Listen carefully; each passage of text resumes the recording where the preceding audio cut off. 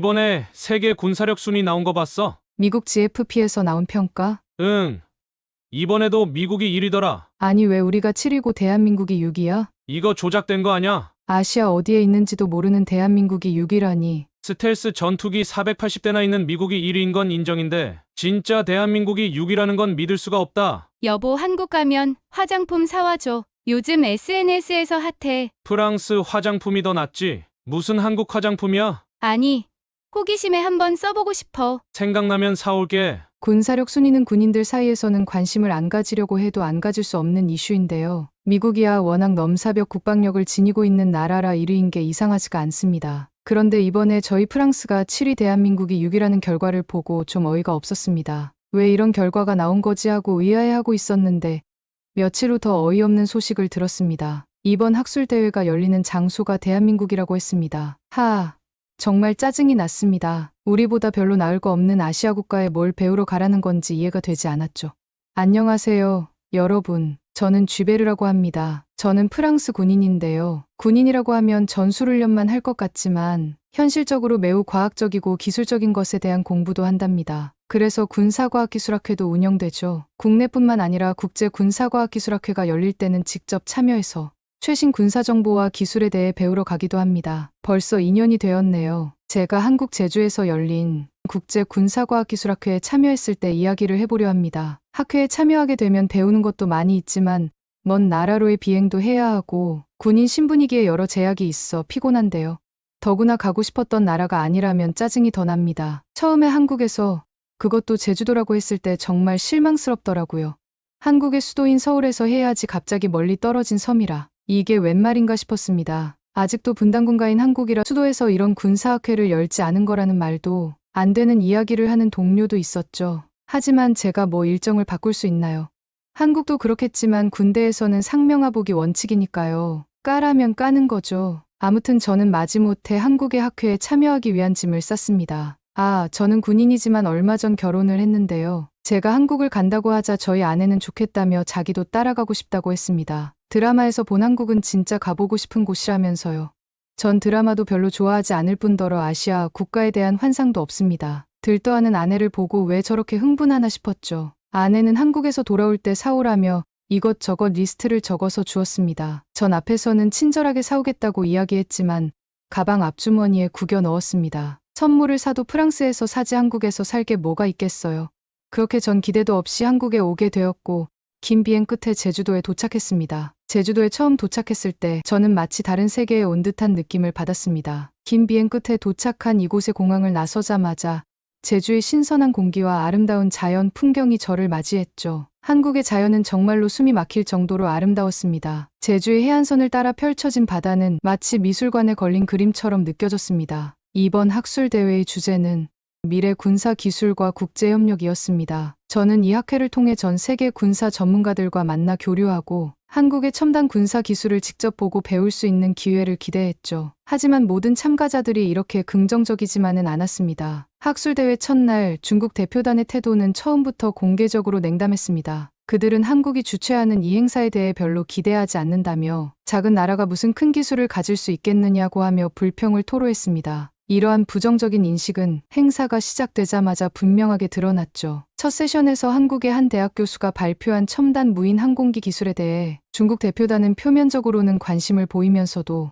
그들의 언어와 표정에서는 회의적인 태도를 감추지 못했습니다. 이 교수가 설명하는 무인 항공기의 센서 기술, 데이터 처리 능력, 그리고 작전 실행 능력에 대한 내용은 실제로 많은 참가자들에게 큰 관심을 끌었지만 중국 대표는 다소 무시하는 듯한 반응을 보였습니다. 점심시간에 다가온 네트워킹 세션에서는 더욱 뚜렷한 차이가 드러났습니다. 대부분의 참가자들이 서로를 알아가고 정보를 교환하는 동안 중국 대표단은 주로 자국의 대표들끼리만 어울렸으며 다른 나라 대표들과는 거리를 뒀습니다. 한국의 몇몇 참가자들이 중국 대표단에 다가가 대화를 시도했지만 그들은 그다지 열린 태도를 보이지 않았습니다. 그날 저녁에 있었던 환영 만찬에서 한국의 주최 측은 모든 참가자들이 서로를 더 잘 이해하고 친밀감을 높일 수 있도록 다양한 문화 프로그램을 준비했습니다. 이때 한국의 전통 음악과 댄스 공연이 펼쳐졌고 많은 외국 참가자들이 이를 매우 흥미롭게 지켜보았습니다. 그러나 중국 대표단은 이러한 공연에 대해 별다른 반응을 보이지 않았고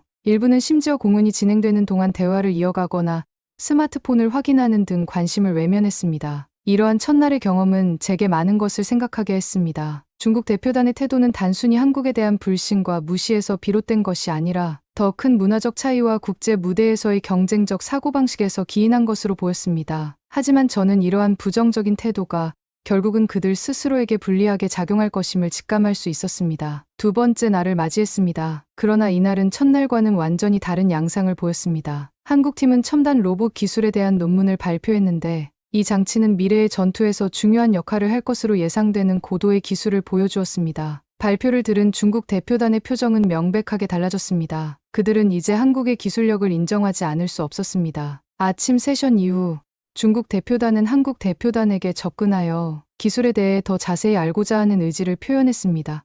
이러한 변화는 점심시간의 네트워킹 세션에서도 드러났습니다. 중국 대표단은 이제 다른 나라의 대표들과 적극적으로 대화를 나누었고 특히 한국 대표단에게 많은 질문을 던졌습니다. 이제 한국의 기술을 중요하게 생각하고 이해하려고 노력하였습니다. 무시하기에는 한국의 기술의 수준이 너무나도 높았기 때문이죠. 물론 중국도 군사강국이긴 하지만 IT 기술과 접목한 부분은 한국의 기술을 무시할 수 없었을 겁니다. 이러한 변화는 그날 저녁의 만찬에서도 계속되었습니다. 중국 대표단은 이제 한국의 문화 공연에도 관심을 보이며 특히 한국의 K-팝이 나오자 자리에서 일어나 춤을 추었습니다. 아니 어제까지 한국 무시하던 중국 군인들 맞나요? 중국 대표단의 태도의 변화는 그들이 한국의 기술력과 문화에 대한 새로운 인식을 가지게 되면서 일어났습니다. 하루 만에 태도를 돌변한 중국 선수단이 좀 우습긴 했지만 편견과 무시를 넘어서 실력으로 새로운 관점과 이해를 이끌어낼 수 있다니 놀라웠습니다. 그날 저녁은 제주의 맑은 공기 속에서 축구 게임이 진행되었습니다. 이 행사는 참가자들 간의 우호를 증진하고 팀워크를 강화하기 위해 마련된 것이었는데요. 중국 대표팀은 한국팀을 상대로 경기를 펼치게 되었습니다. 중국 대표팀은 자신들의 체력과 기술을 자랑하며 한국팀을 가볍게 이길 수 있을 것이라고 큰소리쳤습니다. 그들은 자국이 축구에서도 우수하다고 믿었기 때문에 작은 나라 한국의 팀을 만만하게 봤습니다. 제가 알기로 중국의 축구 실력은 형편없는 걸로 알고 있는데 왜 저렇게 큰 소리만 치는지 정말 신기합니다. 하지만 실제 게임에서 그들의 예상은 크게 빗나갔습니다. 게임이 시작되자 한국팀의 단합된 움직임과 전략적인 플레이가 빛을 발했습니다. 한국 선수들은 서로를 위해 공을 차분히 패스하며 상대팀의 약점을 노렸고 중국팀은 개인의 기량을 앞세운 채 공격적으로만 나아가려 했습니다. 근데 그 개인 기량을 가진 선수조차 한국 수비수에 막혔죠. 이런 차이는 점차 경기의 흐름을 한국 쪽으로 기울게 만들었습니다. 역시 손흥민의 나라답더군요. 경기 중반 한국팀은 뛰어난 조직력으로 중국팀의 방어를 여러 차례 뚫었고 결국 몇 번의 정교한 골을 성공시켰습니다. 중국팀의 자만은 실망으로 바뀌었고 팀 내부에서는 서로에 대한 비난도 터져 나왔습니다. 그들은 서로의 실수를 지적하며 갈등을 빚기 시작했습니다. 어찌나 큰 소리로 나무라던지요. 중국어를 모르는 제가 들어도 무척 심한 욕이 난무하는 걸 알 수 있었어요. 반면 한국팀은 경기가 끝날 때까지 서로를 격려하고 응원했습니다. 승리 후에는 상대팀을 향해 스포츠맨십을 보이며 악수를 청하는 모습이었습니다. 이러한 태도는 많은 중국 선수들을 놀라게 했고 그들은 경기 후 자신들의 행동을 반성할 수 있겠다 생각했지만 일부 중국 선수들은 오히려 재수 없다는 듯 악수도 안 하고 가더라고요. 정말 스포츠맨 정신은 없는 모습이었습니다. 게임이 끝난 후의 식사 자리에서도 문화적 차이는 두드러졌습니다. 한국 주최 측은 참가자들에게 제주도의 특색 있는 음식을 선보였고 모든 음식은 예술적으로 플레이팅되어 참가자들의 눈과 입을 즐겁게 했습니다. 그중에서도 통갈치 구이는 정말 시선을 강탈했죠. 돈베고기도 참 맛있어 보였습니다. 한국의 쌈 문화를 알게 되었는데 쌈에 고기를 넣고 다른 찬들도 넣어서 먹는 걸 배웠는데 정말 음식이 조화롭고 맛있었습니다. 처음에는 쌈을 싸서 먹는 게 좀 이상하게 느껴졌는데 먹으면 먹을수록 한 쌈 하는 게 입안을 즐겁게 했습니다. 제가 프랑스 출신이라 미각에는 엄격한데 한국 요리는 정말 맛있었습니다. 그러나 중국 대표 중 일부는 식사 예절을 지키지 않고 소리를 내며 식사하는 모습을 보여 다른 참가자들로부터 눈살을 찌푸리게 만들었습니다. 이런 사소한 문화적 충돌에도 불구하고 이 자리는 각국 대표들이 서로의 문화를 이해하고 수용하는 중요한 시간이 되었습니다. 많은 중국 대표들이 한국인들의 친절과 예의를 느끼며 그들의 태도를 다시 생각하는 계기를 가졌습니다. 이날의 경험은 국제 행사에서의 문화적 교류가 얼마나 중요한지를 잘 보여줬습니다. 각국이 서로 다른 배경과 가치를 이해하려 노력할 때 진정한 의미에서의 국제 협력과 친목이 이루어질 수 있다는 것을 다시 한번 깨닫게 되었습니다. 제주에서의 학술대회가 끝나가면서 조직위원회는 모든 참가자들을 위해 특별한 만찬을 준비했습니다. 이 식사 자리는 국제 군사 과학 기술 교류의 일환으로 서로 다른 문화를 경험하고 이해할 수 있는 뜻깊은 시간이었습니다. 제주의 유명한 해산물을 비롯하여 다양한 한국 전통 요리로 구성되었고 이는 참가자들에게 큰 호응을 얻었습니다. 식사는 한국의 전통 음식점에서 이루어졌고 모든 참가자들은 한국의 전통적인 좌식 테이블에 앉아 식사를 했습니다. 이 풍경은 많은 외국 참가자들에게 새롭고 흥미로운 경험이었습니다. 특히 중국 대표들은 이러한 문화가 자신들의 식문화와 어떻게 다른지를 몸소 체험하게 되었습니다. 한국 주최 측은 참가자들에게 각 요리의 의미와 만드는 방법에 대해 설명하며 한국 문화의 깊이와 섬세함을 전달했습니다. 음식은 각종 반찬과 주요 요리로 잘 조화되어 있었고 이는 참가자들에게 한국의 다양성과 요리의 정교함을 강조했습니다. 그러나 중국 대표들 중 일부는 이런 분위기와 다른 문화에 적응하지 못하는 모습을 보였습니다. 일부 중국 대표는 식사 도중 큰 소리로 말하거나 과도하게 웃으며 주변 사람들에게 불편을 주었습니다. 또한 그들 중 일부는 음식을 먹는 동안 크게 소리를 내며 쩝쩝거리는 소리를 내기도 했는데 이는 한국 문화에서는 다소 불쾌하게 여겨질 수 있는 행동입니다. 이러한 행동은 다른 나라 대표들에게도 눈에 띄었고 특히 예의와 매너를 중시하는 일본과 유럽 국가의 대표들은 불쾌감을 감추지 못했습니다. 이에 한국 주최 측은 상황을 누그러뜨리기 위해 다양한 문화적 배경을 고려한 대화를 유도하려고 애쓰더군요. 식사 후에 차와 디저트 시간에는 좀 더 편안하고 친근한 분위기로 전환되었습니다. 한국 측은 전통차를 제공하며 각 차의 특성과 그 효능에 대해 설명했고 이는 많은 참가자들의 관심을 끌었습니다. 특히 차를 통한 치유와 명상의 중요성에 대한 설명은 많은 참가자들에게 새로운 인식을 제공했습니다. 한국인들의 세심함과 예의가 정말 돋보이는 자리였습니다. 이 식사 자리는 단순히 음식을 넘어서 서로 다른 문화와 가치관을 공유하고 이해하는 귀중한 시간이 되었습니다. 이 경험을 통해 국제적인 무대에서 활동하는 군인으로서 자신의 역할과 책임에 대해 다시 한번 생각하는 계기가 되었습니다.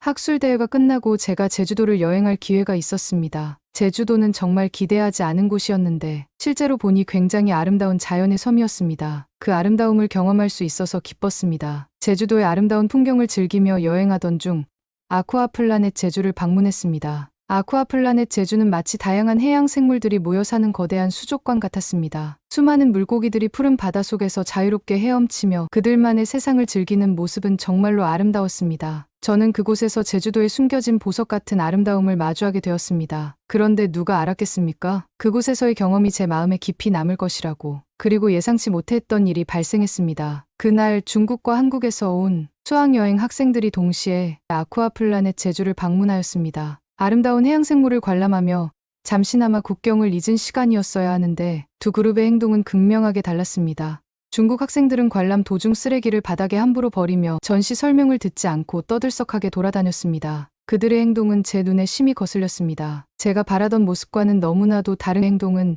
제 마음의 깊은 차이를 느끼게 하였습니다. 그 중에서도 가장 기억에 남는 순간은 한 중국 학생이 너무나도 자연스럽게 빈 음료수 병을 바닥에 버렸을 때였습니다. 그 병은 바닥을 구르다 제 발에 부딪혔습니다. 그 순간 제 마음은 황당함과 어이없음으로 가득 찼습니다. 저는 어떻게 이런 일이 일어날 수 있는지 이해하지 못했습니다. 그리고 그런 행동을 보고 아무런 반응 없이 지나칠 수 없었습니다. 그 학생을 불러 지금 버린 쓰레기에 내가 다칠 뻔했으니 사과하고 쓰레기를 다시 버리라고 했습니다. 그러자 그 학생은 비웃는 표정으로 자신은 영어를 못한다며 중국어로 친구와 웃으며 떠들더군요. 제가 흑인인 걸 비하하는 욕을 하더군요. 처음에는 욕인 줄 몰랐는데 생각해보니 군사학술대회에서 어떤 중국인이 절 향해 수군거리며 하는 말을 들었는데 몇 번이나 그 말을 해서 제가 구글에 번역해보니 흑인을 비하하는 중국어더라고요.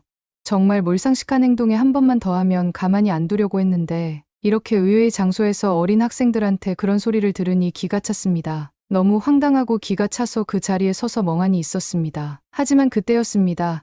한국 학생 한 명이 다가와 사과하며 쓰레기를 주워 담는 모습을 목격했습니다. 그 학생은 제게 다가와 괜찮으세요? 아마 외국인이라 규칙을 잘 모르는 것 같습니다. 정말 죄송합니다. 라고 말하며 안부를 물었습니다. 그의 진심 어린 사과와 배려에 저는 놀랐습니다. 본인이 한 행동이 아닌데도 다가와 사과를 하고 다친 곳은 없는지 살펴보다니요. 저는 그 한국 학생의 행동에 크게 감동했습니다. 그 학생의 성숙한 행동은 그의 문화와 나라를 대표하는 모습이었습니다. 저는 이렇게 어린 학생에게서 이런 성숙함과 배려심을 볼 수 있어서 놀랐습니다. 그 순간 저는 한국에서의 교육이 얼마나 잘 이루어지고 있는지 알 수 있었다. 라고 생각했습니다. 그 학생의 예의 바른 행동을 보니 학술대회 내내 한국인들이 보여주었던 예의 바르고 배려심 있는 태도가 그냥 나온 게 아니구나 하는 생각이 들었습니다. 또 제주도의 깨끗한 환경과 잘 관리된 관광지는 저를 놀라게 했습니다. 중국에서는 이렇게 청결하고 잘 관리되는 관광지를 찾아보기 힘들었습니다. 제주도는 그런 면에서 중국과 확연히 차이를 보였습니다. 제주의 해변은 맑은 파란색 바다와 흰 모래사장이 어우러져 마치 페인팅 같았습니다. 이런 아름다운 풍경을 볼 수 있어 감사했습니다. 제주도의 아름다움에 감동받은 것은 저뿐만이 아니었습니다. 다른 참가자들도 제주도의 자연환경에 매료되어